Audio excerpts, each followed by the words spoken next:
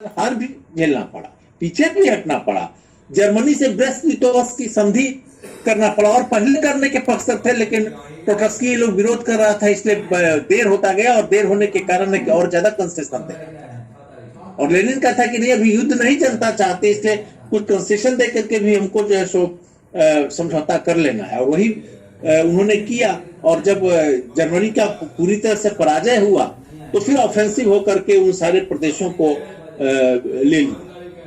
और इसमें भी एक बहुत मायने भी, यूक्रेन के युद्ध के मामले में बहुत सारे लोग कहते हैं कि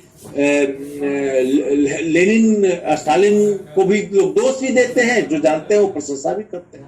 तो वहां के राष्ट्रवादी शक्तियां जाकर के जर्मनी के पक्ष में थे और चाहते थे कि हम अलग अपना देश बना लें।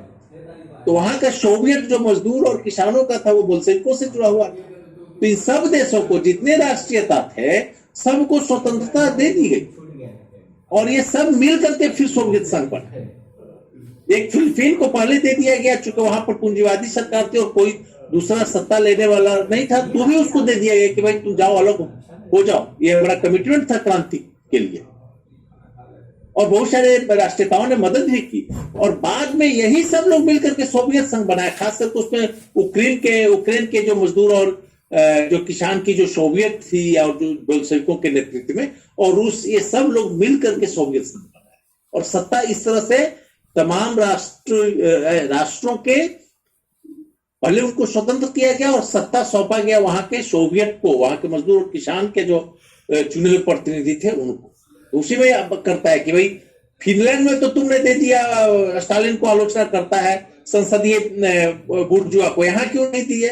तो उन्होंने कहा कि यहाँ पर उसे विकसित जनतंत्र सोवियत के प्रतिनिधि उपस्थित है, इसलिए यहाँ पर उनको देंगे, राष्ट्रवादियों को नहीं देंगे। तो इसका वो राष्ट्रवादी जो परंपरा के लोग हैं, उनके जिनके बाप दादे उसमें रहे हैं, और उसके जो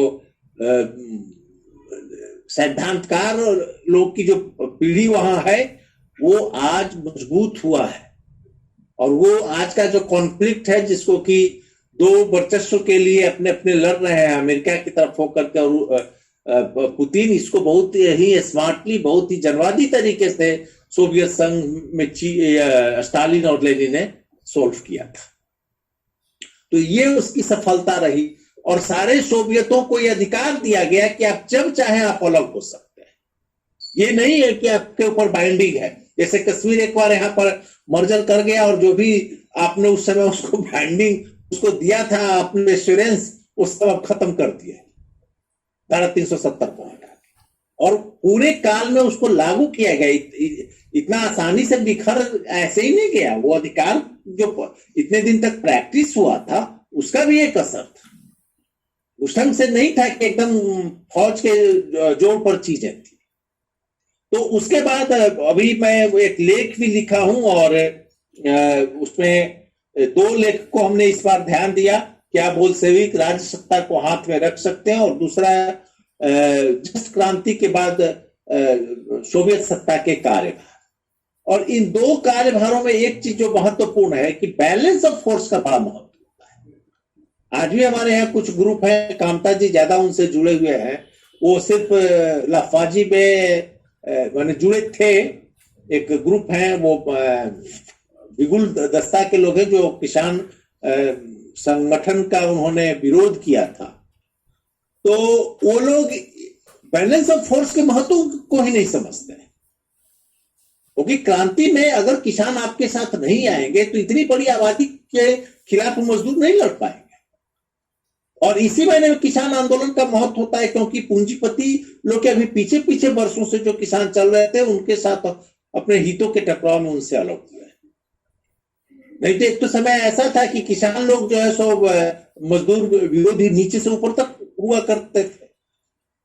तो अब परिस्थिति बदल रही है, किसान का स्वरूप भी बदल रहा है, और यही काम जर्मनी में नहीं किया गया। जर्मनी के कम्युनिस्ट पार्टी ने किसानों को संगठित नहीं किया, वो प्रतिक्रियावादी पार्टियों के प्रभाव में रहे, और वो फौज भी वो किसानों के बीच से जाता। आज कल्पना कीजिए कि अगर किसानों के बीच में अगर राजनीतिक काम हो, तो जितने भी दमनकारी शक्तियां हैं जो अपने देश के ट्राइबल्स इलाके में या अन्य जगहों पर कर रहे हैं, वो उनके अंदर एक संवेदना तो आएगी ना, वो तो सोचेंगे ना कि हम अपने ही लोगों की हत्या कर रहे हैं।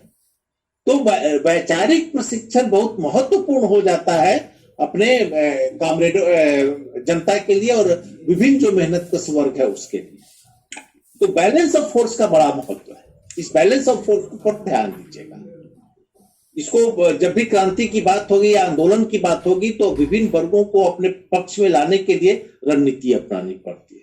और दूसरा जो कार्यभार उन्होंने तय किया उसमें उन्होंने सांस्कृतिक और उत्पादन क्षमता के विकास पर उन्होंने बहुत जोर दिया, क्योंकि पश्चिमी देश के अंदर शिक्षा और उनका वर्क प्लान जो था उसके अंदर वो नए मशीनों को ला करके ज्यादा से ज्यादा प्रोडक्शन कर रहे थे।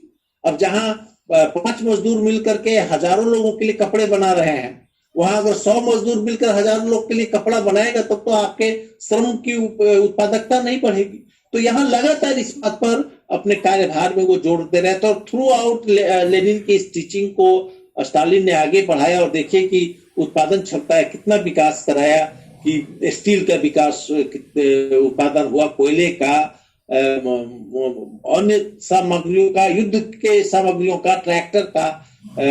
नालियो स्ट्रॉन्ग ने अपनी किताब स्टालिन युग में काफी विस्तार में इस बात को लिखा है।